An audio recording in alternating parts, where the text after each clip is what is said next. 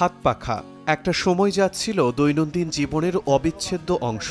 বর্তমানের বৈদ্যুতিক ফ্যান ও এয়ার কন্ডিশনের এই যুগে এর ব্যবহার নেই বললেই চলে। অনেকটা শখের বশে বা ঘর সাজানোর উপকরণ হিসেবে আজও দেখা মেলে হাত পাখার। চাহিদা কম থাকায় ধুকে ধুকে চলছে এই শিল্পটি।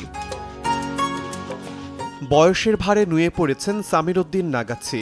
সংসার চালাতে এ বয়সেও স্ত্রী ভানু বেগমকে সঙ্গে নিয়ে করছেন তালপাতা দিয়ে হাত পাখা তৈরির কাজ। এগুলো বিক্রি করে যা আয় হয় তা দিয়েই কোনো রকমের সংসার চলে তাদের। বাপদাদার কাছ থেকে শেখা এই পেশা এখনও ধরে রেখেছেন সামির উদ্দিন। তবে মুখে তাদের মলিন হাসি। ধার দেনা করে পাখা তৈরির মালামাল কিনতে হয়, বিক্রিতে লাভ নেই তেমন। ধার পরিশোধ করে হাতে থাকে না কিছুই। পাখার কাজ করতেছি আজ 25-30 বছর উপরে। এই যেভাবে চলে সংসার মোটামুটি চলে, কোনো সময় চলে না।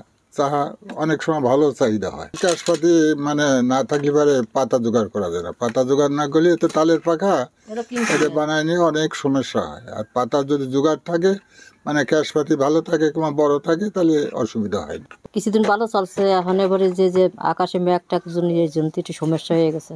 এদিক থেকে পুঁজি একটু কম, পাতা কিনে আনতে হয়, পাতা কিনে না আনলে তো আমরা কাজ করতে পারি না।